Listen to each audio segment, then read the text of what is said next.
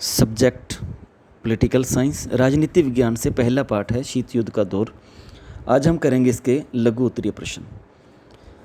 YouTube channel को like, subscribe, comment और share करना ना भूलिए ताकि आपको आने वाली आगे वीडियो का और अच्छे तरीके से पता चल सके।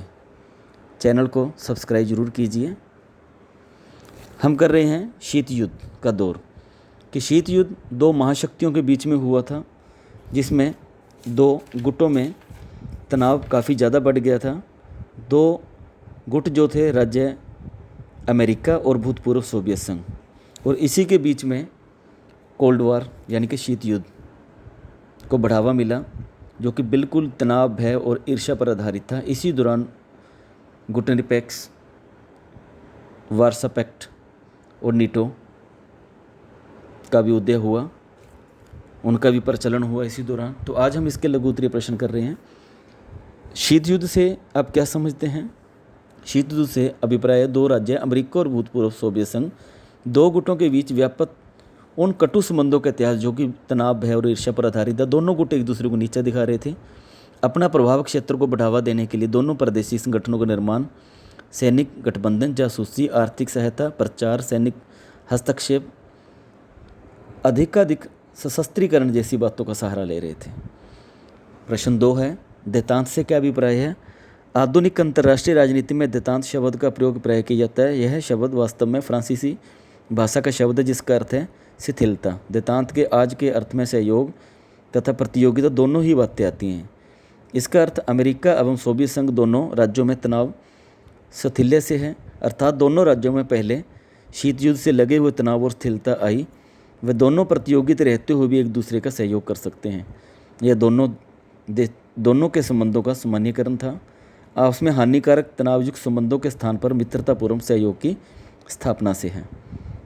इस प्रकार 1970 के आसपास अमेरिकी राष्ट्रपति निक्सन और रूस के प्रधानमंत्री खुश्चेव के प्रयत्नों से रूस और अमेरिका के आपसी तनाव में कमी आई और संबंधों के बीच जो समन्वय या सहयोग की भावना उत्पन्न हुई, उसी को ही देतांत कहा गया। क्योंकि दोनों के तनाव और भय के कारण शीत युद्ध बहुत ज़्यादा शिखर पर चला गया था। पूरा विश्व लगभग दो गुटों में बट गया था, लेकिन गुट निरपेक्षता की नीति से भी इसका प्रचलन घटा, क्योंकि बहुत से देश ऐसे थे जो किसी भी गुट में शामिल नहीं होना चाहते थे, जैसा कि पंडित जवाहरलाल नेहरू जी ने इस नीति का प्रतिपादन किया था। लेकिन जब दोनों देशों के कटु संबंध आपस में मित्रतापूर्वक बदले तो इसको देतांत के नाम से जाना गया। गुट निरपेक्षता का अर्थ है किसी गुट में शामिल न होकर शक्ति गुटों, सैनिक संबंधों और अन्य संबंधों से दूरी बनाए रखना। पंडित नेहरू जी ने कहा था कि जहाँ तक संभव होगा उन शक्ति गुटों से अलग रहना चाहते हैं जिनके कारण पहले महायुद्ध हुए और भविष्य में भी हो सकते हैं, जिससे कि देश को बहुत ज़्यादा हानि उठानी पड़ती है। प्रश्न 4 है, गुट निरपेक्ष आंदोलन के किन्हीं 4 लक्षणों की व्याख्या कीजिए। गुट निरपेक्ष आंदोलन की नीति किसी गुट में शामिल होने की विरुद्ध थी। गुट निरपेक्षता की नीति सभी राज्यों के साथ मैत्रीपूर्ण संबंध प्राप्त करने पर बल देती है। गुट निरपेक्ष की नीति साम्राज्यवाद की विरुद्ध थी। गुट निरपेक्ष की नीति रंग भेदभाव की नीति के विरुद्ध थी।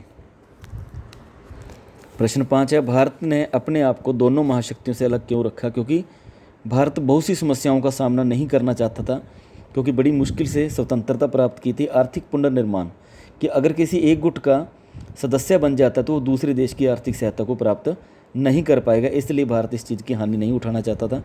बल्कि स्वतंत्र नीति के निर्धारण में भारत जो था विश्वास करता था कि हजारों देश प्रेमियों के बलिदानों से हमें स्वतंत्रता मिली है, तो हम इसको किसी एक देश के लिए अपने दांव पर नहीं लगा सकते। भारत की इससे प्रतिष्ठा और ज़्यादा बढ़ी कि दोनों गुटों में शामिल न होकर अलग रहना पसंद किया, बल्कि इससे अंतर्राष्ट्रीय तनाव में भी कमी और दोनों गुटों के बीच में भारत की प्रतिष्ठा और ज़्यादा बढ़ी। दोनों गुटों के आर्थिक सहायता भी भारत को प्राप्त हुई, क्योंकि इसने किसी एक गुट का साथ नहीं दिया था, बल्कि दोनों की तरफ निष्पक्ष रहे थे। प्रश्न 6 है, शीत युद्ध की समाप्ति के बाद गुट निरपेक्ष आंदोलन की प्रासंगिकता क्या है? गुट निरपेक्ष आंदोलन विकासशील देशों के सम्मान और प्रतिष्ठा के लिए आवश्यक है। निशस्त्रीकरण, विश्व शांति और मानव अधिकारों की सुरक्षा के लिए गुट निरपेक्ष आंदोलन आज भी प्रासंगिक है। नई अंतर्राष्ट्रीय अर्थव्यवस्था की स्थापना के लिए भी गुट निरपेक्ष आंदोलन आवश्यक है। संयुक्त राष्ट्र संघ को अमेरिका के प्रभुत्व से मुक्त कराने के लिए इसका औचित्य है। प्रश्न 7 है, गुट निरपेक्ष आंदोलन में किन्हीं 2 संस्थापकों का उल्लेख कीजिए। पहला गुट निरपेक्ष आंदोलन शिखर सम्मेलन किन 3 कारणों से परिणित था? गुट निरपेक्ष आंदोलन के मुख्य संस्थापक भारत के प्रधानमंत्री पंडित जवाहरलाल नेहरू जी और युगोस्लाविया के जोसेफ ब्रोज टीटो शामिल थे इसमें। पहला गुटनिरपेक्ष आंदोलन शिखर इसकी 3 कारणों से परिणित था। गुटनिरपेक्ष आंदोलन के 5 संस्थापक भारत, युगोस्लाविया, मिस्र, इंडोनेशिया और घाना के बीच में सहयोग की इच्छा। प्रथम गुटनिरपेक्ष आंदोलनों की दूसरी परिणित शीत युद्ध का प्रचार प्रसार और इसका बढ़ता हुआ दायरा था। 1960 के दशक में बहुत से नव स्वतंत्रता प्राप्ति का उदय हुआ, जिसमें एक मंच की आवश्यकता थी और मंच इसका गुटनिरपेक्ष आंदोलन से ही प्रदान किया गया था। प्रश्न 8 है, गुटनिरपेक्ष देशों में शामिल अधिकांश देश के अल्प विकसित देशों को दर्जा क्यों दिया गया? गुटनिरपेक्ष देश में शामिल अधिकांश देशों को अल्प विकसित देश इसलिए कहा गया क्योंकि इनका पूर्ण रूप से विकास नहीं हो पाया था। दूसरे जो महायुद्ध था उसकी समाप्ति के बाद यूरोपीय उपनिवेशवादी प्रणाली के विघटन के साथ ही अंतर्राष्ट्रीय मंच पर ऐसे घटक उपस्थित हुए जिन्होंने अंतर्राष्ट्रीय संबंधों की प्रकृति और रंग रूप को बदल दिया था। इन घटकों में एशिया, अफ्रीका, लैटिन अमेरिका, नए राज्यों के उदय ने अंतर्राष्ट्रीय राजनीति को बहुत बड़ा परिवर्तन किया, परंतु अधिकांश देश आर्थिक रूप से जर्जर स्थिति में थे। इसलिए उनको अल्प विकसित देश ही कहा गया, क्योंकि ना वो अच्छे प्रकार से विकसित नहीं थे, तो अल्प विकसित के नाम से उनको दर्जा दिया गया था। प्रश्न 9 है कि ऐसे किन्हीं 4 वास्तविकों का उल्लेख करना कि जिनका विश्व राजनीति में शीत युद्ध के बाद बदलाव आया हो। शीत युद्ध की समाप्ति के साथ ही दोनों गुटों के चलने वाला वैचारिक संघर्ष भी समाप्त हो गया था। यह विवाद भी समाप्त हो गया था कि क्या समाजवादी व्यवस्था पूंजीवादी व्यवस्था को परास्त कर देगी। शीत युद्ध के बाद विश्व में शक्ति संबंध बदल गए और विचारों संस्थाओं के सापेक्षिक प्रभाव भी बदल गए। शीत युद्ध के बाद उदारीकरण और निजीकरण ने विश्व राजनीति में बहुत इसको प्रभावित किया। शीत युद्ध के बाद उदारवादी लोकतांत्रिक राज्यों का उदय हुआ। राजनीतिक जीवन के लिए सर्वोत्तम प्रणाली है। प्रश्न 10 है, भारत की गुटनिरपेक्ष नीति की आलोचना क्यों की जाती है?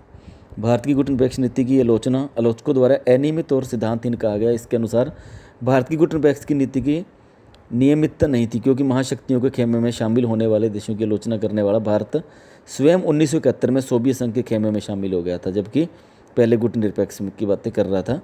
आलोचकों के अनुसार भारत की गुटनिरपेक्ष की नीति सिद्धांतहीन थी, क्योंकि भारत समय समय पर अपने राष्ट्रीय हितों की पूर्ति के लिए अंतर्राष्ट्रीय विषयों से बचता रहा है, परंतु फिर भी भारत गुटनिरपेक्षता की नीति को अनियमित और सिद्धांतहीन नहीं कहा जा सकता, क्योंकि भारत ने अंतर्राष्ट्रीय विषयों की निष्पक्षता से अपनी सक्रिय निभाई। यानी कि जो आलोचक हैं वो ये सोचते हैं कि भारत जब कह रहा था मैंने किसी गुट में शामिल नहीं होना, ये बाद की बात है शीत युद्ध के बाद की, कि भारत ने अपने राजनीतिक हितों को देखते हुए, अंतर्राष्ट्रीय विषयों को देखते हुए अगर किसी एक खेमे को ज्वाइन भी कर लिया, उसमें शामिल भी हो गया, तो हम उसको निष्क्रियहीन नहीं कह सकते, क्योंकि समय के अनुसार परिस्थितियाँ बदलती रहती हैं और परिस्थितियों के अनुसार ही जो सामने स्थिति होती है उसको कबूल भी करना पड़ता है।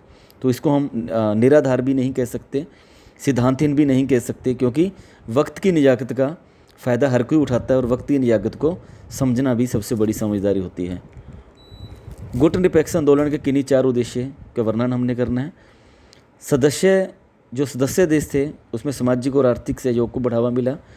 गुट निरपेक्ष आंदोलनों का उद्देश्य विकासशील देशों को सम्मान और प्रतिष्ठा देना था। उपनिवेशवाद एवं साम्राज्यवाद को समाप्त करना इसका एक मुख्य उद्देश्य था।